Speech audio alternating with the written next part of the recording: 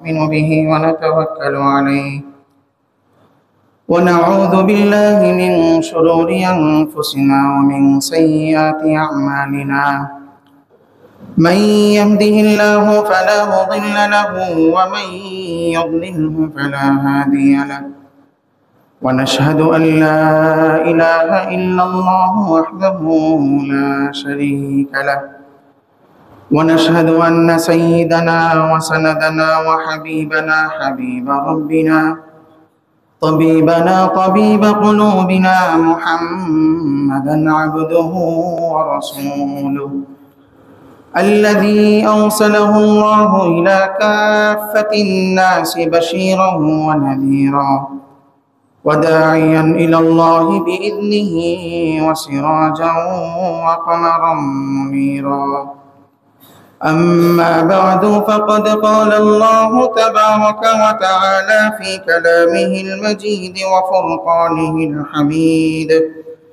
أعوذ بالله من الشيطان الرجيم بسم الله الرحمن الرحيم قال فمن ربكما يا موسى قال ربنا الذي أعطى كل شيء خلقه ثم هدى قال فما بال القرون الأولى قال علمها عند ربي في كتاب لا يضل ربي ولا ينسى وقال رسول الله صلى الله عليه وسلم أفضل الصيام بعد شهر رمضان شهر الله المحرم أو كما قال عليه الصلاة والسلام সবাই মুহাব্বতের সাথে দরুদ শরীফ পড়ি আল্লাহুম্মা সাল্লি আলা মুহাম্মদ ওয়া আলা আলি মুহাম্মদ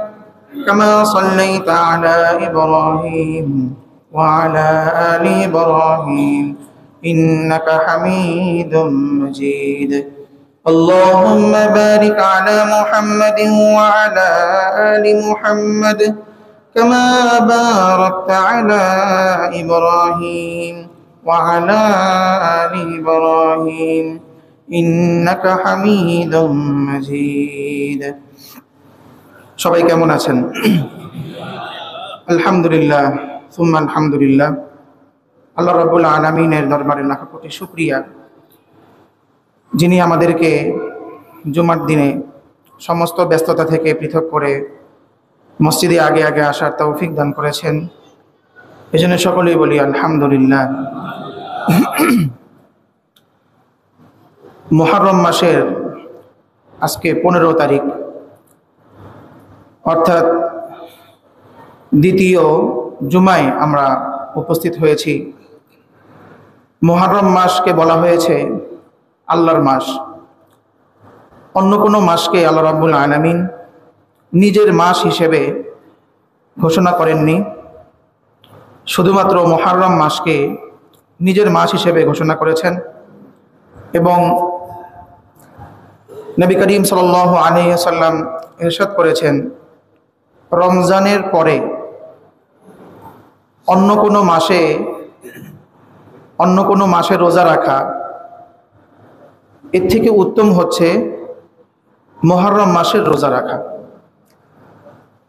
অর্থাৎ রমজান মাসের রোজার পরে মুহররম মাসের রোজা হচ্ছে সবচেয়ে বেশি উত্তম এবং আল্লাহর কাছে বেশি প্রিয় এবং এই মাসে বিশেষ একটি দিন গত রবিবার যে দিন আমাদের থেকে অতিবাহিত হয়ে গিয়েছে অর্থাৎ আশুরার দিন মুহররম মাসের 10ম দিন এই দিনে রোজা রাখা মুস্তাহাব ছিল আর রমজান মাসের রোজা ফরজ হওয়ার পূর্বে আশুরার রোজা ফরজ ছিল তাহলে এতটা গুরুত্বপূর্ণ আশুরার দিনের রোজা এবং নবী করিম সাল্লাল্লাহু আলাইহি ওয়াসাল্লাম আশুরার দিনের রোজা সম্পর্কে বলেছেন সিয়ামু ইয়াউমি আশুরা আহতাসিবু আলাল্লাহি আন ইউকাফিরা সানাতাল্লাতী ক্বাবলা যে আশুরার দিনের রোজার ফজিলত সম্পর্কে আমি আল্লাহর উপরে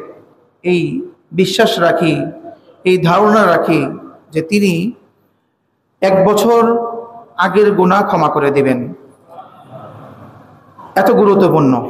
আরাফার দিনের রোজার ক্ষেত্রে বলা হয়েছে 1 বছরের আগের গুনাহ 1 বছরের পরের গুনাহ ক্ষমা করে দেওয়া হবে। আর আশুরার রোজার ফজিলতের ক্ষেত্রে বলা হয়েছে 1 বছর আগের গুনাহ ক্ষমা করে দেওয়া হবে। এতটা গুরুত্বপূর্ণ আশুরার রোজা। নবী করিম সাল্লাল্লাহু আলাইহি ওয়াসাল্লাম নবী হওয়ার পূর্বেই, নবুয়ত লাভ করার পূর্ব থেকেই জাহিলি যুগেও আশুরার দিনে রোজা রাখা হতো। মক্কার মুশরিকরা আশুরার দিনে রোজা রাখত। নবী করিম সাল্লাল্লাহু আলাইহি ওয়াসাল্লাম মদিনায় যাওয়ার পর, হিজরত করবার পর তিনি দেখলেন মদিনার ইহুদিরাও এই দিনে রোজা রাখে। তখন নবী করিম সাল্লাল্লাহু আলাইহি ওয়াসাল্লাম জিজ্ঞাসা করলেন যে কি ব্যাপার, তোমরা এই দিনে রোজা রাখো কেন? তো ইহুদিরা বলল যে এই দিনেই আমাদেরকে ফিরআউনের হাত থেকে, আমাদের বাপদাদাদেরকে ফিরআউনের হাত থেকে আল্লাহ রাব্বুল আলামিন হেফাজত করেছেন, পরিত্রাণ দিয়েছেন। এই জন্য এই দিনকে আমরা স্মরণীয় করে রাখার জন্য আমরা এই দিনে রোজা রাখি। তখন নবী করিম সাল্লাল্লাহু আলাইহি ওয়াসাল্লাম বললেন যে নাহনু আহাক্কু বিমূসা, যে তোমরা তো মুসার ধর্ম মানো, মুসাকে তোমরা আলাদাভাবে নবী মানো, কিন্তু মুসা তো ইসলাম ধর্মেরই নবী। মুসা যেই দাওয়াত নিয়ে এসেছেন আমিও এই একই দাওয়াত নিয়ে এসেছি। সুতরাং তোমাদের থেকে আমি এবং আমার উম্মতেরা মুসা আলাইহিস সালামের সঙ্গে অধিক সম্পর্কীয়, তার সঙ্গে আমাদের সম্পর্ক আরো বেশি। এই জন্য আমরা এই আশুরার সিয়াম পালন করার জন্য আমরা বেশি সম্পর্কযুক্ত। তখন নবী করিম সাল্লাল্লাহু আলাইহি ওয়াসাল্লাম বললেন যে তোমরা আশুরার দিনে তো রোজা রাখবেই, কিন্তু ইহুদিদের বিরোধিতা করবার জন্য একদিন আগে অথবা একদিন পরে তোমরা অতিরিক্ত একটি রোজা রাখো। আর এই রোজাটা, আশুরার দিনের রোজা মূলত কয়টি? একটি, মানে মুহররমের 10 তারিখ। কিন্তু একদিন আগে অথবা একদিন পরে যেই অতিরিক্ত যেই রোজা, এটা বৃদ্ধি কেন করা হলো? ইহুদিদের বিরোধিতা করবার জন্য, যেন আমাদের কোনো ভালো আমল যেন ইহুদিদের সঙ্গে যেন কি না হয়ে যায়, সাদৃশ্য যেন না হয়ে যায়।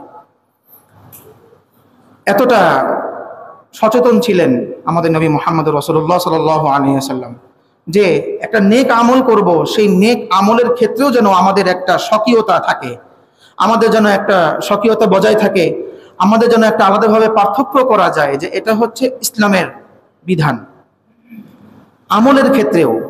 আর যেটা গুনার ক্ষেত্রে সেটা তো আরো বেশি অধিক যুক্তিযুক্ত, যে গুনার ক্ষেত্রে তো তাদের সাদৃশ্য অবলম্বন করা যাবেই না, আমলের ক্ষেত্রেই করা যায় না। আর যেটা নিষিদ্ধ কাজ, সেই নিষিদ্ধ কাজের ক্ষেত্রে তো করা যাবেই না। ইহুদিরা দাড়ি ছোট করত, মোষকে বড় করত তখন, এবং মুশরিকরাও দাড়ি ছোট করত, মোষকে বড় করত। নবী করিম সাল্লাল্লাহু আলাইহি সাল্লাম বললেন যে তোমরা মুশরিক এবং ইহুদিদের বিরোধিতা করবার জন্য দাড়িকে ছেড়ে দাও, মোষকে ছোট করো। নেক আমল সেক্ষেত্রেও বলা হচ্ছে তোমরা ওদের বিরোধিতা করো, কিন্তু আমরা তো আরো তাদের সাদৃশ্য রেখে একবারে পরিপূর্ণ কেটে ফেলি, আর মোষকে পারলে বড় করি, মানে একটু ভাব নেওয়ার জন্য। কত সিস্টেম আমাদের আছে, যাক আল্লাহ মাফ করুক আমাদেরকে। তো এই যে সাদৃশ্যতা যেন অবলম্বন না করা হয়, এই জন্য নবী করিম সাল্লাল্লাহু আলাইহি ওয়াসাল্লাম আমাদেরকে অতিরিক্ত একটি রোজা রাখার জন্য বলেছেন। এবং নবী করিম সাল্লাল্লাহু আলাইহি ওয়াসাল্লাম ইচ্ছা করেছিলেন যে যদি আমি আগামী বছর জীবিত থাকি, আল্লাহ যদি আমাকে হায়াত দান করেন, তাহলে আমি 9 তারিখে রোজা রাখবো। মানে অতিরিক্ত যেই রোজা পরেরটা, মানে 11 তারিখ না রেখে 9 তারিখ তিনি রোজা রাখবেন, এই ইচ্ছা তিনি পোষণ করেছিলেন, ব্যক্ত করেছিলেন। কিন্তু তারপরের বছর আর তিনি হায়াত পান নাই। এজন্য 10-11 অথবা 9-10 উভয়টি রাখা যাবে, তবে 9-10 রাখাটা উত্তম। তো যাই হোক, যেহেতু আমাদের থেকে দিন অতিবাহিত হয়ে গিয়েছে, যারা রেখেছি তো আলহামদুলিল্লাহ রেখেছি, যারা রাখতে পারি নাই আমরা অবশ্যই নিয়ত করে ফেলি যে ইনশাআল্লাহ আগামী আশুরার দিনে ইনশাআল্লাহ আমরা রোজা রাখবো, এবং 9 এবং 10 রোজা রাখবো। 10, 11 রাখলেও কোনো সমস্যা নেই, কিন্তু 9 এবং 10-এর যদি নিয়ত করি এখন থেকে আমরা সওয়াব পাবো ইনশাআল্লাহ। আবার মুহররম মাস হচ্ছে হিজরি বর্ষের প্রথম মাস।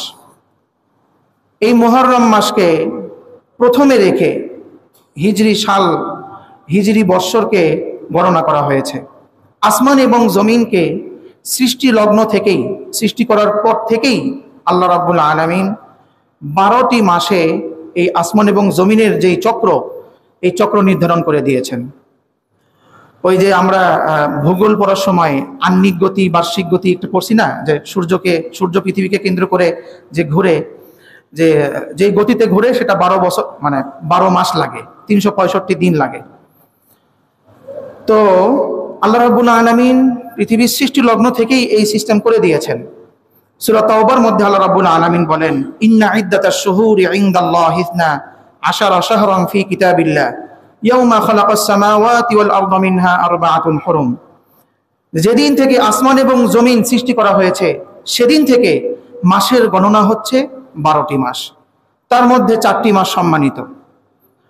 তো 12টি মাস হওয়ার আগে তখন কিভাবে দিন নির্ধারিত করা হতো, এটা আমি আগে বলেছি যে আসমান এবং জমিন সৃষ্টি করার আগ পর্যন্ত, তার আগে প্রতিটা মুহূর্ত, প্রতিটা সময় কেমন সময় ছিল সেটার গণনা কিভাবে করা হতো। আব্দুল্লাহ বিন আব্বাস রাদিয়াল্লাহু তাআলা আনহু বলেন যে দুনিয়ার যেই মাস বছর গণনা হওয়ার পূর্বে যেই সময়কালটা অতিবাহিত হয়েছে, আরবিতে বলা হয় এই সময়কে আজল, আলিফ জা লাম, আজাল। কি বলা হয় ভাই? এটা মুখস্থ করবেন, এটা আগেও বলেছি। আজাল, রোজে আজাল বলা হয়। মানে যে কোনো দেখবেন হাদিসের ভাষ্যে অথবা আরবিতে এটা বলা থাকবে যে আজলের দিন। আজল মানে পৃথিবীর বছর মাস গণনা করার পূর্বে যেই সময়কালটা ছিল এটাকে সামগ্রিকভাবে ধরা হয় আজল। আজলের এক মুহূর্ত সমান সমান পৃথিবীর 100 বছর। কত ভাই? এক মুহূর্ত, কিন্তু মানে সেকেন্ডেরও তো কম, ন্যানো সেকেন্ড যেটা বলা হয়, পৃথিবীর 100 বছর হিসাব করা হবে। এবং হাদিসে বলা আছে আদম আলাইহিস সালাম সৃষ্টির পর থেকে নিয়ে দুনিয়াতে আসার আগ পর্যন্ত তিনি বেহেশতে ছিলেন আসর থেকে মাগরিব পর্যন্ত। এটা বলা হয়। আমাদের তো এটা বুঝে আসে না যে কিভাবে, এখন কি বুঝে আসছে যে আসর থেকে মাগরিব পর্যন্ত যে ছিলেন এর মধ্যে যে কত কাহিনী হয়ে গেল। এখন তাহলে বোঝা যায় যে এক মুহূর্ত সমান সমান যদি 100 বছর হয়ে থাকে, তাহলে একদম এই আসর থেকে মাগরিব পর্যন্ত কতটা মুহূর্ত আছে, কতটা ঘন্টা আছে। তো আব্দুল্লাহ বিন আব্বাস রাদিয়াল্লাহু তাআলা আনহু বলেন যে আজলের সময় প্রতিটা মুহূর্ত সমান সমান পৃথিবীর 100 বছর। তো যাই হোক, এই মুহররম মাসে আল্লাহ রাব্বুল এই মুহররম মাসকে হিজরি মাসের প্রথম বছর ধরা হয়েছে। এটা কারণ আল্লাহ রাব্বুল আলামিনের সৃষ্টির শুরু থেকেই, পৃথিবী সৃষ্টির শুরু থেকেই 12 মাসে বিভক্ত করা হয়েছে, এবং প্রতিটা ভৌগোলিক অঞ্চল হিসেবে, তারপর বংশীয় দিক হিসেবে, ধর্মীয় দিক হিসেবে প্রত্যেক জাতির আলাদা আলাদা বর্ষপঞ্জিকা ছিল। যদি আমরা হিন্দু ধর্মের পঞ্জিকা যেটা আছে যদি ওটা দেখি, তারা নক্ষত্রকে কেন্দ্র করে তাদের একটা পঞ্জিকা আছে, এবং তাদের নক্ষত্রকে কেন্দ্র করে তারা যে পঞ্জিকা যেটা বানায়, সেই পঞ্জিকা যেদিন যেটা বলা হয়েছে, অমুক দিন বৃষ্টি হবে, অমুক দিন সূর্য থাকবে, অমুক দিন এই হবে। এমনকি আমাদের এক ভাই উনি বললেন যে 2026 সালের রমজান কোন মাসে হবে সে হিন্দুদের পঞ্জিকা দেখে বলেছে যে অমুক মাসে রমজানটা হবে, এবং অমুক দিন ঈদুল ফিতর হবে। ওই হিন্দুরা সব নির্ধারণ করে রাখছে নক্ষত্রকে দেখে। আল্লাহ পাকের নিজাম, আল্লাহ পাক এটা নির্ধারণ করে দিয়েছেন। তো যেই কথা বলছিলাম যে প্রত্যেক ধর্মের প্রত্যেক জাতির এবং প্রত্যেকটি ভৌগোলিক অঞ্চলের আলাদা আলাদা বর্ষপঞ্জিকা ছিল একটা সময়। আমাদের এই বাংলায় শক পঞ্জিকা ছিল একটা, মানে আমাদের যেই বাংলা যেই বর্ষ, সেই বর্ষকে বর্ষ হওয়ার আগে বাংলায় প্রচলিত ছিল শক পঞ্জিকা, পাল আমলের পঞ্জিকা। এবং বর্তমান যে আমরা সাল গণনা করি, January, February, March, April, May, June, July, August, September, October, November, December, এই যে 12 মাস যে গণনা করি, এটাকে আমরা বলি খ্রিস্টাব্দ, ইংরেজি সাল, কিন্তু মূলত এটা একটা ধর্মীয় সাল, ধর্মীয় বর্ষ। প্রথম বর্ষকে ধরা হয়েছে ঈসা আলাইহিস সালামের জন্মের বর্ষকে প্রথম বর্ষ ধরা হয়েছে, যে সেন্ট অষ্টম সেন্ট গ্রেগরি সে এই বর্ষকে ঈসা আলাইহিস সালামের জন্মের পর থেকে নিয়ে 1500 সাল পর্যন্ত, সে তো 1500 সালের পোপ ছিল, সেন্ট ছিল, সে এটিকে সংশোধন করে এই বর্তমান যে ইংরেজি সাল আছে এই সালকে সে গণনা শুরু করা হয়। এই জন্য অনেক জায়গায় আমরা দেখি লেখা থাকে যে গ্রেগরিয়ান বর্ষ, অর্থাৎ সেন্ট গ্রেগরি যেই সাল গণনা শুরু করেছে এই সাল হচ্ছে আমাদের 2000, বর্তমান 25 সাল চলছে, অর্থাৎ 2025 বছর আগে ঈসা আলাইহিস সালামের জন্ম হয়েছিল।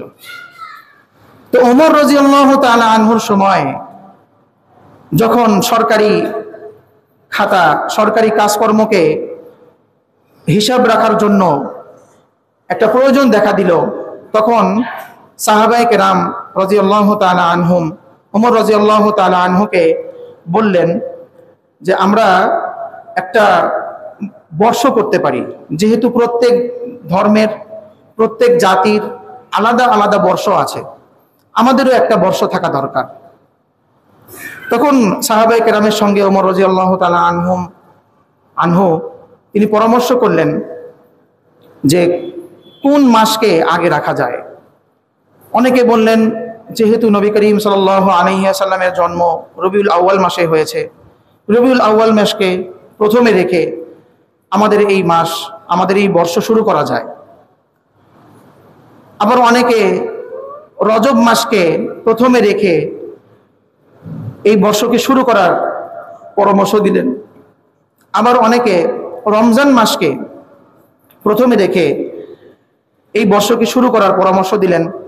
কিন্তু ওমর রাদিয়াল্লাহু তাআলা আনহু তিনি বললেন যে না, নবী করিম সাল্লাল্লাহু আলাইহি ওয়াসাল্লামের জন্ম অবশ্যই পুরো মুসলিম বিশ্বের জন্য অতি গুরুত্বপূর্ণ একটি অধ্যায়।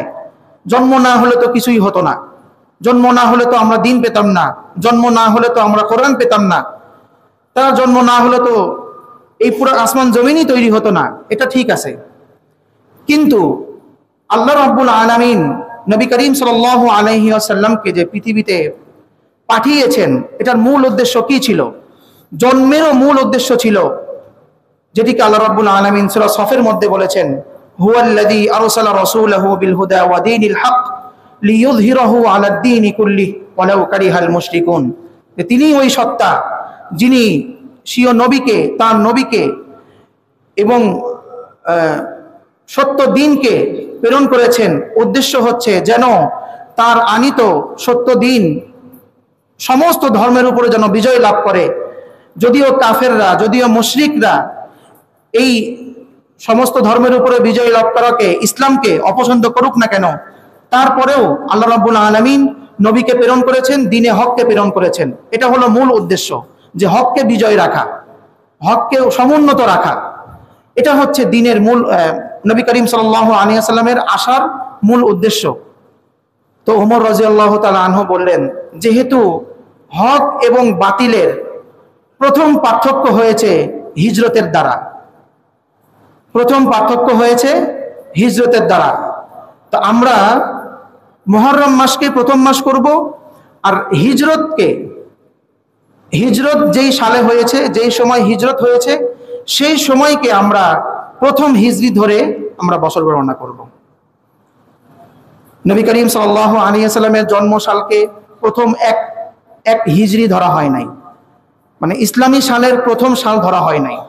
যেমনটি ইংরেজি সালকে নবী ঈসা আলাইহিস সালামের প্রথম সাল হিসেবে গণনা করা হয়েছে, এরকম করা হয় নাই।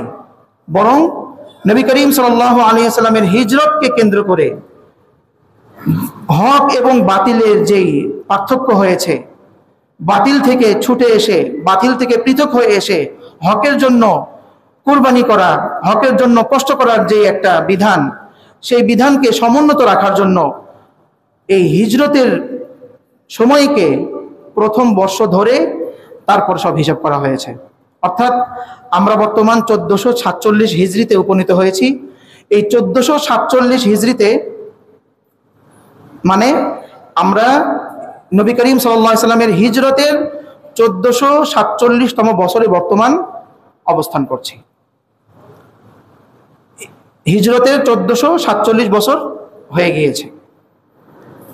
তো এটি হলো আমাদের হিজরি সালের সংক্ষিপ্ত ইতিহাস। আরেকটি ইতিহাস রয়েছে যেটি আমরা সকলেই জানি। আশুরার দিনে, মুহররমের 10 তারিখে হুসাইন রাদিয়াল্লাহু তাআলা আনহু নবী করিম সাল্লাল্লাহু আলাইহি ওয়াসাল্লামের চোখের মণি,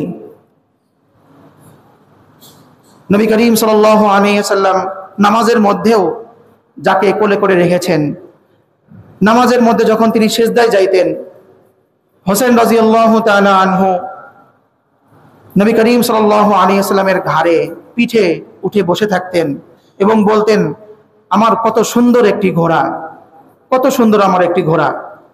সব সহ্য করেছেন। হুসাইন রাদিয়াল্লাহু তাআলা আনহুর নাক থেকে শিকনি বের হলে, ওই ময়লা বের হলে নবী করিম সাল্লাল্লাহু আলাইহি ওয়াসাল্লাম যেটাকে খেয়েছেন মুহাব্বতে, এবং হুসাইন রাদিয়াল্লাহু তাআলা আনহুর থুথু খেয়েছেন, সেই আদরের দৌহিত্র, আদরের নাতিকে এই দিনে কারবালার প্রান্তরে নির্মমভাবে তাকে শহীদ করা হয়। এটা অনেক বড় আমাদের জন্য ব্যর্থতা। আমাদের ইসলামের ইতিহাসে, আমাদের মুসলিম উম্মার ইতিহাসে অনেক বড় একটি করুণ অধ্যায়ে, সেটি হচ্ছে হুসাইন রাদিয়াল্লাহু তাআলা আনহুর শাহাদাত। কিন্তু সমস্যা হচ্ছে, যারা হুসাইন রাদিয়াল্লাহু তাআলা আনহুকে প্রোটেক্ট করবে বলে ওয়াদা করেছিল, তাকে হেফাজত করবে বলে ওয়াদা করেছিল, তারা সেই ওয়াদা ঠিক রাখে নাই। হুসাইন রাদিয়াল্লাহু তাআলা আনহু কুফায় যাওয়ার জন্য মদিনা থেকে তিনি বের হয়েছেন, মক্কায় গিয়েছেন। মক্কা থেকে তিনি কুফার উদ্দেশ্যে রওনা করলেন। সেই রওনার সময় তাকে সবাই নিষেধ করেছিল। আব্দুল্লাহ বিন আব্বাস রাদিয়াল্লাহু তাআলা আনহু নিষেধ করেছেন, আব্দুল্লাহ বিন ওমর রাদিয়াল্লাহু তাআলা আনহু নিষেধ করেছেন যে আপনি যাবেন না। আপনাকে যারা দাওয়াত দিয়েছে তারা ওয়াদা ভঙ্গকারী হিসেবে প্রসিদ্ধ। মানে কুফাবাসী সবসময় ওয়াদা ভঙ্গ করে। তারা আপনাকে চিঠি পাঠিয়েছে 25,000 চিঠির উত্তর দিবার জন্য যে আপনি যাচ্ছেন, কিন্তু কুফাবাসীর আগেকার রেকর্ড তো খারাপ, আপনি যাবেন না। তারা আপনাকে ভালোভাবে, যথাযথভাবে হেফাজত করতে পারবে না। তখন হুসাইন রাদিয়াল্লাহু আনহু বললেন যে না, যেহেতু 25,000 চিঠি আমার কাছে আসছে, আমাকে তারা খলিফা হিসেবে নির্বাচন করবে, আমার হাতে বাইয়াত হবে, আমি যাই। তিনি কোনো বাধা মানলেন না,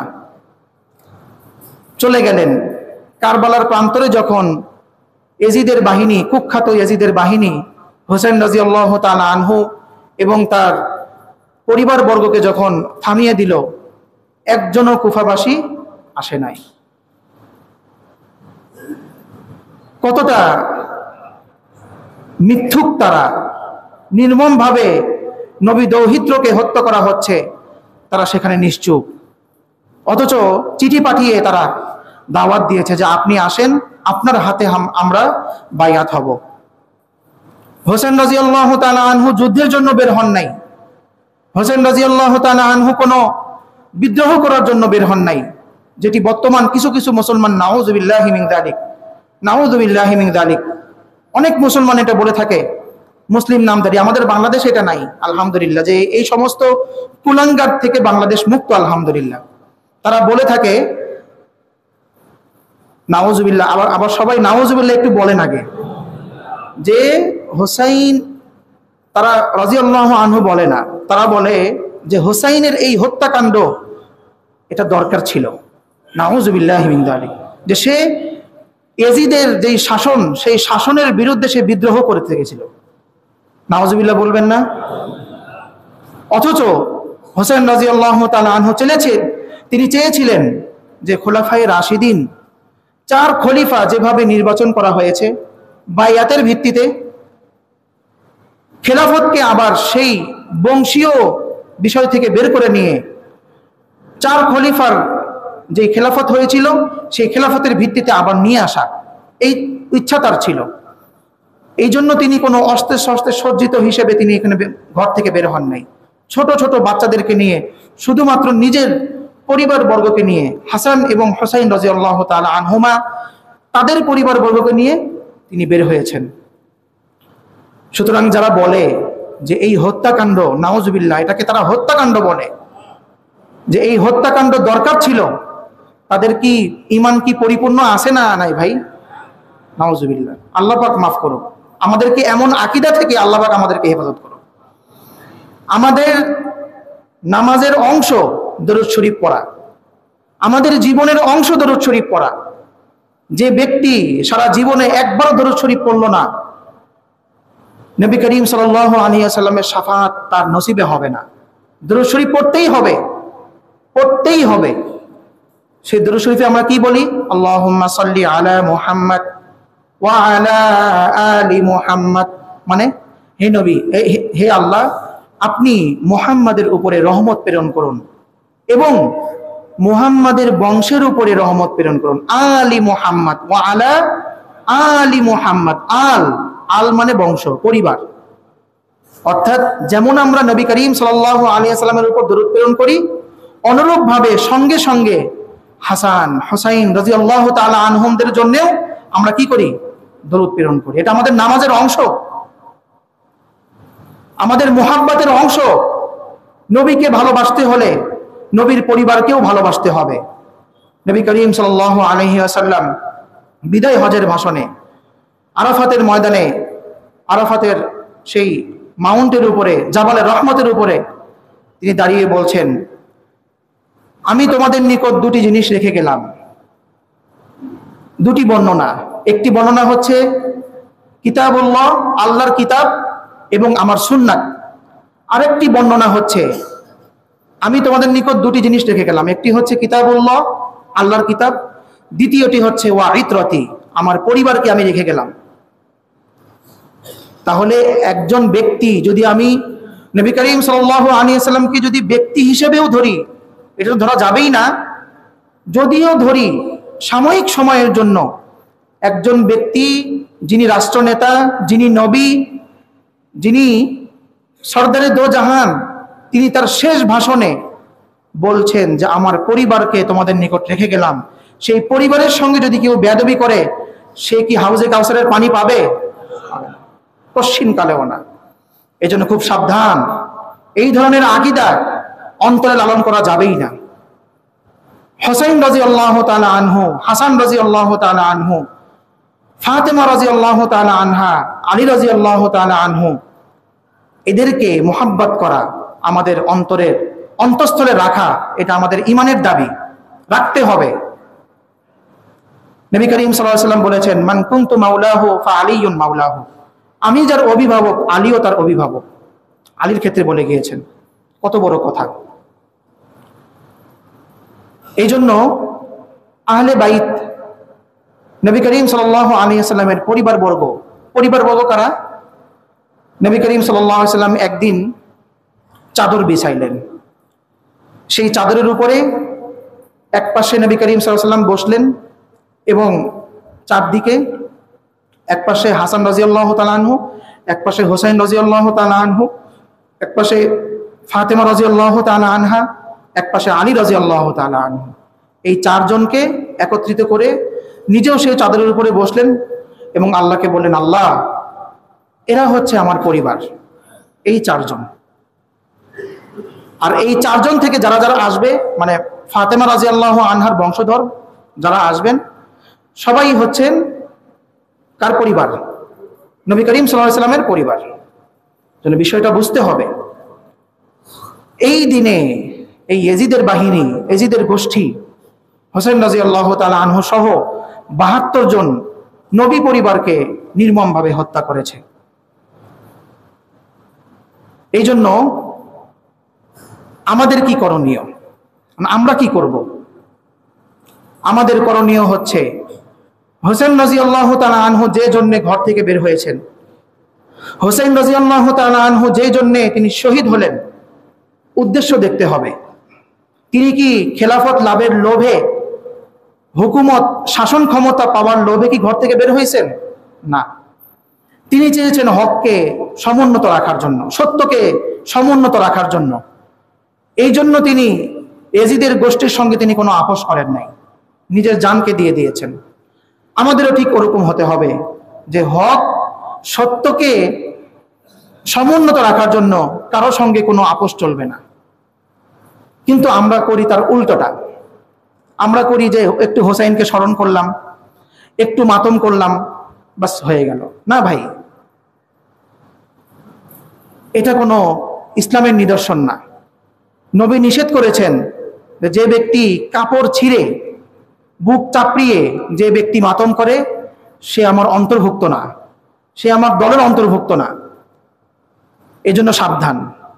একদল আছে হোসাইনকে দেখতে পারে না, আবার আরেক দল আছে হোসাইনকে এমন মোহাব্বত করে, মোহাব্বত করতে করতে করতে করতে একদম রবের পর্যায়ে নিয়ে যায়। নাউজুবিল্লাহি মিন যালিক। এই পর্যায়ে যাওয়া যাবে না।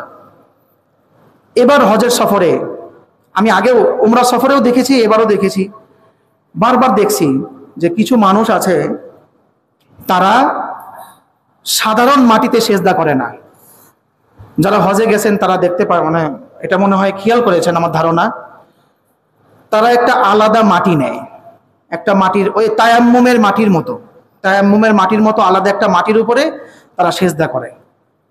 আমি আগেও দেখেছি, এবারও অনেকবার দেখছি, কিন্তু এটাকে অতটা আমলে নিই নাই। মদিনার মাটির থেকে ভাই উত্তম মাটি আর আছে? কি মনে হয় আছে? মসজিদে নববীর যেই মাটি, সেই মাটি থেকে উত্তম মাটি আছে বলেন? এখানেও দেখি কিছু ভাই, তারা দেখি আলাদা মাটির উপরে সেজদা করছে, মানে হাতে নিয়ে নামাজ পড়ে। তারা তো আবার হাত বাঁধে না, হাত না বাঁধাও এটাও সুন্নতের অন্তর্ভুক্ত, সমস্যা নেই। হাত যদি কেউ না বাঁধে, আল্লাহু আকবার, এভাবে নামাজ পড়লো নামাজ হবে, সমস্যা নেই। কিন্তু ওই হাতে নিয়ে থাকে, রুকুর সময় রুকু করে, সেজদার সময় কপালের নিচে ওই মাটিটা রাখে। তখন আমি তো এখন তাকে যদি জিজ্ঞাসা করি কি মনে করে না মনে করে, পরে এই বিষয়ে একটু ঘাটাঘাটি করলাম, একটু নেটে সার্চ দিলাম, বিভিন্ন কিতাবাদিতে দেখলাম, দেখি তো মানে ভয়ঙ্কর তথ্য, আজীব এক তথ্য পাইলাম। সেই তথ্য হচ্ছে যে যারা কিছু ব্যক্তি আছে, সেই ব্যক্তি মনে করে যেই রক্ত, মানে যেই মাটিতে হোসাইনের রক্ত পড়েছে, সেই মাটি দুনিয়ার সমস্ত মাটি থেকে উত্তম।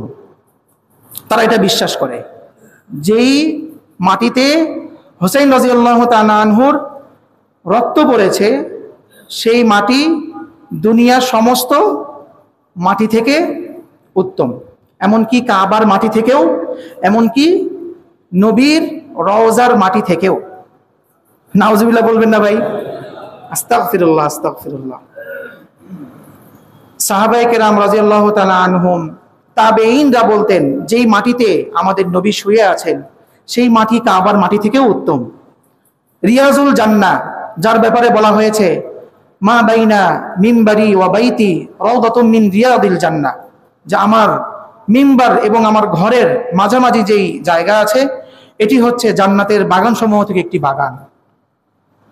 অর্থাৎ কিয়ামতের দিন হুবহু এই জায়গাটাকে জান্নাতে স্থানান্তর করা হবে, অথবা যারা এই জায়গায় ইবাদত করেছেন তাদেরকে জান্নাত দান করা হবে। সুবহানাল্লাহ। তবে এই মাটিটা রিয়াজুল জান্নাত যেই মাটি, এটা ভাই দুনিয়ার সমস্ত মাটি থেকে উত্তম না ভাই? জান্নাতের মাটি না ভাই? কিন্তু আমাদের ওই সমস্ত ভাইয়েরা তারা সেজদা করে রিয়াজুল জান্নার মাটির উপরে না, মসজিদে নববীর মাটির উপরে না, তারা আলাদা মাটির উপরে করে। কারণ কি? হোসাইনের রক্ত যে মাটিতে পড়েছে, অর্থাৎ কারবালার মাটি, এটাকে তারা বলে তুরবাত। মানে তুমি সেজদা কার উপরে করলে? আমি তুরবাতের উপরে সেজদা করছি, তুরবাতের উপরে। মানে তুরবাত মানে মাটি আর কি, বিশেষ একটি মাটিকে বলা হয় তুরবাত, মানে অর্থাৎ ওই কারবালার প্রান্তরের মাটি।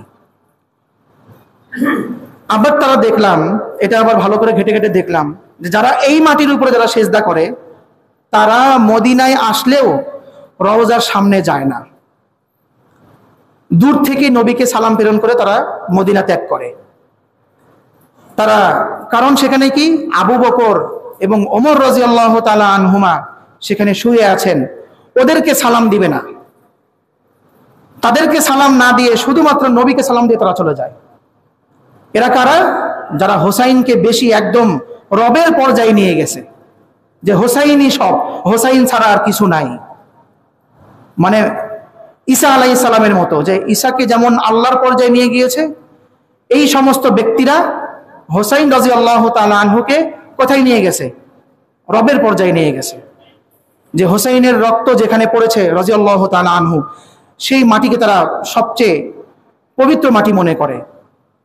আল্লাহ পাক এই সমস্ত আকীদা থেকে আমাদেরকে হেফাজত করুন, আমিন আমিন আমিন। এটা খুব খেয়াল রাখতে হবে, মধ্যমপন্থী থাকতে হবে। আল্লাহ পাক বলেছেন ওয়াকাযালিকা জাআলনাকুম উম্মাতাও ওয়াসাতা, যে আমি তোমাদেরকে মধ্যমপন্থী উম্মত হিসেবে বানিয়েছি। এমন না যে একজনকে প্রশংসা করতে করতে করতে একদম আসমান পর্যন্ত দিব, আর একজনকে আমি একদম মাটিতে নামাই দিব, এরকম কোনো সময় করা যাবে না। তো একজন এই ধরনের ব্যক্তিরা যারা হোসাইনের রাদিয়াল্লাহু তাআলা আনহুর শাহাদাতকে কেন্দ্র করে মাতম করে, বুক চাপড়ায়, এটা ইসলামের সাথে এদের কোনো সম্পর্ক নাই। যদিও এই ধরনের লোকরা বেশি, এই ধরনের বিশ্বাসের ব্যক্তিরা বেশি বর্তমান, কিন্তু কিছু করার নাই। নবী এটা করেন নাই, করতে মানা করেছেন, সাহাবায়ে কেরাম করেন নাই।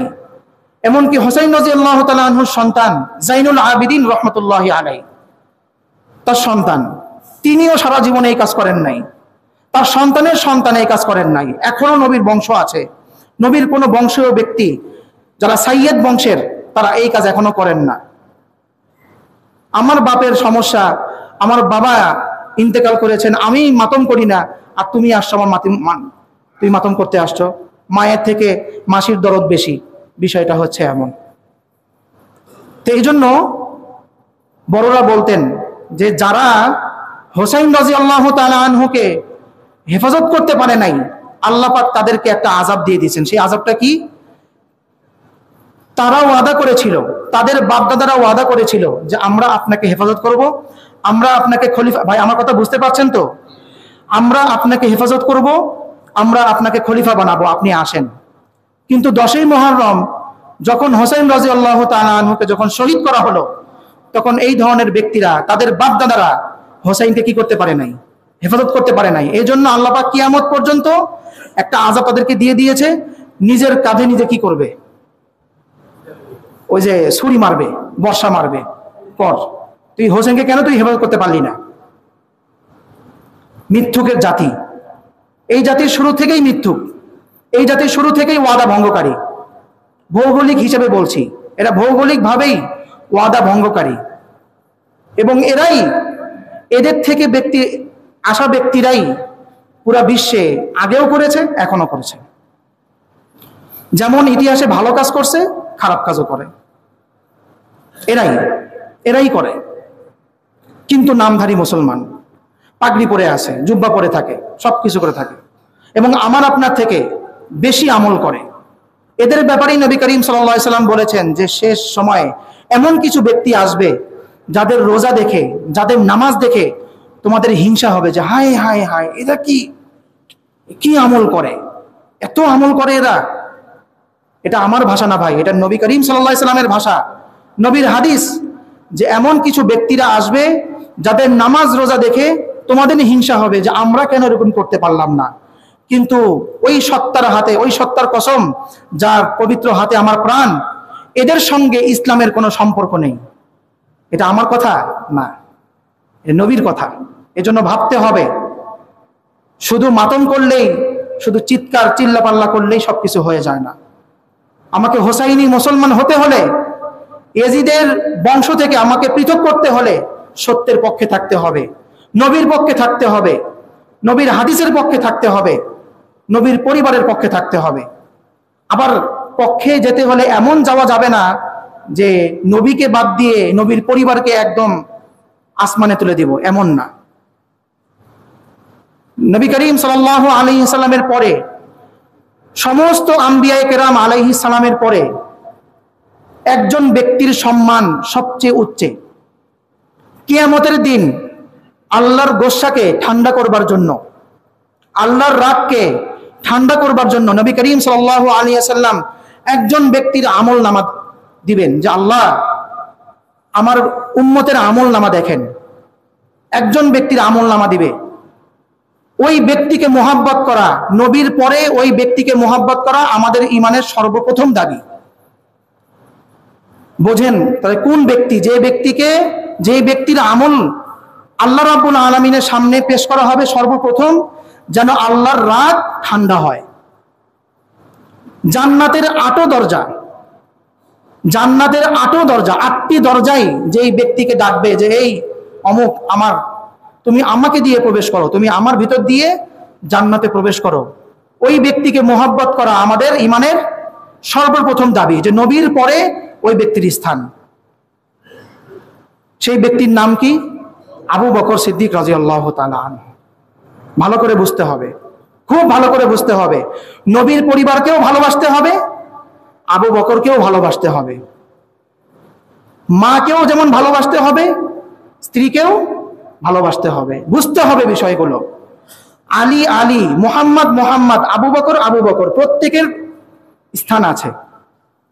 আমরা তো সব গুলাই ফেলি, অনেক ভাই আছে সব গুলাই ফেলে। নবী থেকেও আলীর মর্যাদা বেশি। নাউজুবিল্লাহ বলবেন না? যে আল্লাহ পাক ভুল করে নবীকে কি বলে, জিব্রাইল ভুল করে নবীকে কি দিছেন? নবুয়ত দিছে, কিন্তু পাওয়ার কথা ছিল কার? আলীর। নাউজুবিল্লাহ। কোথায় কি উদ্ভট কথাগুলো নিয়ে আসে। এই জন্য মোহাব্বতের মাত্রা থাকতে হবে, যার যেই মোহাব্বত সেই মোহাব্বত রাখতে হবে। আমরা নবীর পরে আবু বকরকে ভালোবাসি, তারপরে ওমরকে ভালোবাসি, তারপরে ওসমানকে ভালোবাসি, তারপরে কাকে ভালোবাসি? আলী রাদিয়াল্লাহু তাআলা। নবীর পরে সবকিছু, নবীর পর সমস্ত নবীর পরে কার স্থান? আবু বকরের স্থান, তারপরে ওমরের, তারপরে ওসমান, তারপরে আলী, তারপরে পরিবার আছে, হাসান হোসেন রাদিয়াল্লাহু আনহুম আছে। মোহাব্বত রাখতে হবে, কিন্তু কাউকে একক মোহাব্বত করতে গিয়ে নবীর উপরে, রবের উপরে যদি তুলে দিই, এটা আমাদের জন্য ভালো হবে না।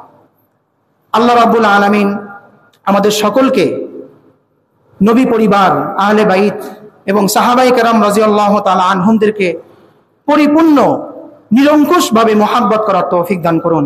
জাযাকুমুল্লাহু তাআলা খায়রান ফিদ দারাইন। যারা সুন্নাত পড়েনি তারা সুন্নাত পড়ুন।